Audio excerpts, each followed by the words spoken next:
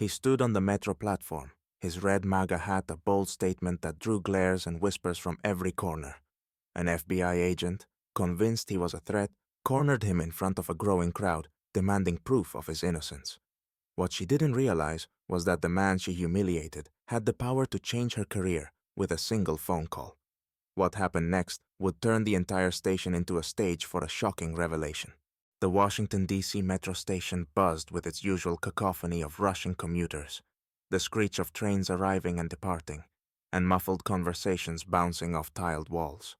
Amid the chaos, a tall, sharp-dressed black man in his early 30s stood near the edge of the platform, exuding an air of calm confidence that contrasted sharply with the frantic energy around him. His tailored navy suit hugged his broad shoulders perfectly, the clean lines and subtle sheen hinting at its designer pedigree. Polished black Oxfords reflected the fluorescent station lights, and a sleek silver watch peeked out from beneath his starched cuff as he casually scrolled through his phone. Perched atop his head was a red Make America Great Again hat, worn with the same nonchalant confidence as a crown. The hat's stark contrast to his otherwise polished attire drew lingering glances, side eyes, and hushed whispers from passers-by. Some commuters stared openly, their expressions ranging from curious to judgmental. But the man didn't seem to notice, or perhaps he just didn't care. His face was serene, his dark eyes focused on his phone as he swiped through emails or news headlines. The hum of disapproval around him might as well have been static noise. Across the platform, leaning against the graffiti-smeared pillar, Special Agent Sarah Miller studied him with hawk-like intensity. She was in her mid-30s, her blonde hair tied back into a practical ponytail. Dressed in a gray trench coat and slacks, she had the no-nonsense posture of someone used to authority. Her sharp blue eyes darted between the man and his surroundings, mentally cataloging every detail about him. Her heart pounded as she adjusted her grip on her leather satchel, where her badge and weapon lay concealed. The hat was like a neon sign screaming at her. Danger, potential radical, a suspect tied to the domestic terror threats her team had been chasing for months. Could this be the guy we've been hunting? She thought, her fingers itching toward her badge. The intel had been vague, a charismatic individual, outwardly polished, with ties to groups planning attacks. The description fit, and that hat? To her, it was a glaring signal, a symbol that confirmed her suspicions. The man turned slightly, giving her a better look at his face. Sharp jawline, smooth dark skin, an air of confidence that could be mistaken for arrogance. It was enough for her to act. Back up? No time for that. The station was too crowded, too chaotic. Without hesitation, Sarah stepped away from the pillar, her heels clicking with purpose as she crossed the platform. Her hand brushed against her trench coat, flipping it open just enough to reveal the glint of her FBI badge. She held it aloft as she barked, "Sir, stop right there!" Her voice sliced through the din of the station like a whip. Heads turned. Conversations died mid-sentence. Even the distant screech of an arriving train seemed to dim for a moment. The man looked up, startled but composed. His fingers stilled on his phone, and he slipped it into his pocket. He glanced at her badge and then at her face, his expression equal parts curiosity and bemusement. "Can I help you?" he asked, his voice steady, with a polite undertone that almost sounded like a challenge. Sarah narrowed her eyes, her adrenaline surging. "Do you have any weapons?" she demanded, her tone brisk, professional. "I need to see some ID." The crowd, sensing an escalation, began to form a loose circle around them. The murmurs grew louder, the air charged with tension. People whispered, "What's going on?" and "Is he a criminal?"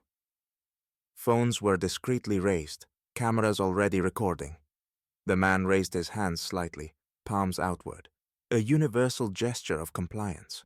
A faint smile tugged at the corners of his mouth, as if he found the situation faintly absurd.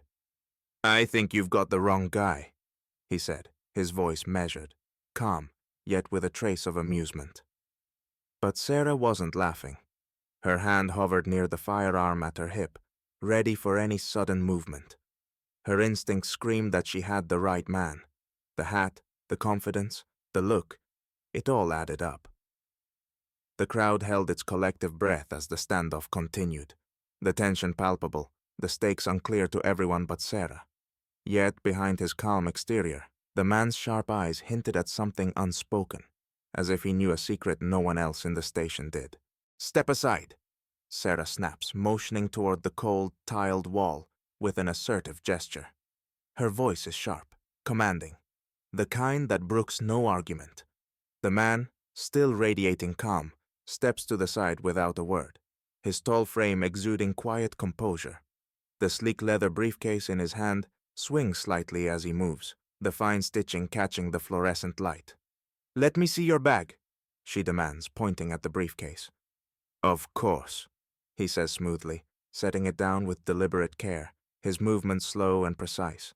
As he steps back, his dark eyes lock on hers, steady and unwavering. "But I'll tell you right now, you're making a mistake." Sarah, undeterred, snaps on a pair of black gloves, her movements brisk. The growing crowd murmurs in the background, their whispers punctuated by the occasional click of a phone camera. Kneeling down, she unlatches the briefcase. Inside, she finds no weapons, no ominous schematics, no damning evidence, just an impeccably organized collection of documents in neat folders, a sleek tablet, and a few personal items. She flips through the contents with mounting frustration, her fingers rifling through papers.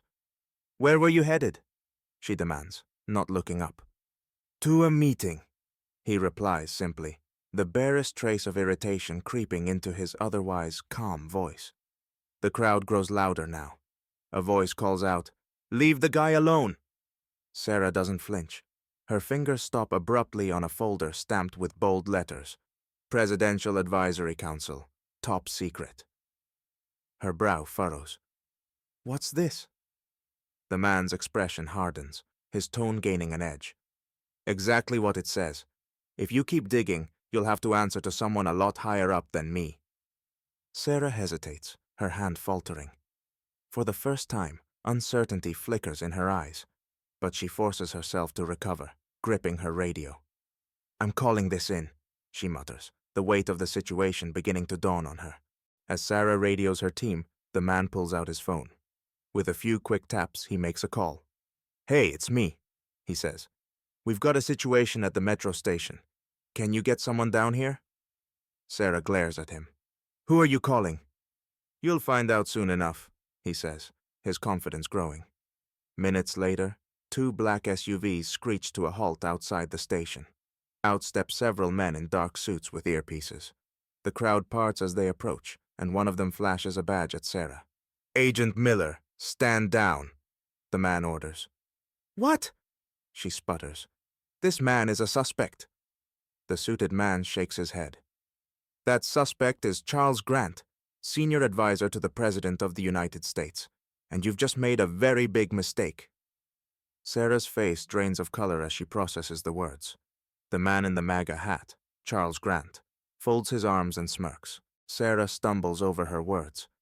I thought—" "You thought wrong," Grant interjects, his voice cutting through her stammering. "You saw the hat and assumed everything else. That's not law enforcement. That's prejudice." The crowd erupts in murmurs, with some people filming the scene on their phones. The suited men escort Grant away, leaving Sarah to face the weight of her actions. Before stepping into the SUV, Grant turns back. "You should think twice before letting bias drive your decisions. I'll be having a word with your superiors." The doors close, and the SUVs disappear into the night. Sarah stands frozen, the crowd dispersing around her. Her career flashes before her eyes, and she knows this incident will follow her forever. Meanwhile, Charles Grant sits in the back of the SUV, placing another call. "Yeah, it's handled," he says with a grin. "But we've got work to do. People like her are why we're fighting this fight." The vehicle speeds off into the city, leaving Sarah to wrestle with the fallout of her assumptions, and the man she underestimated heading straight to the White House.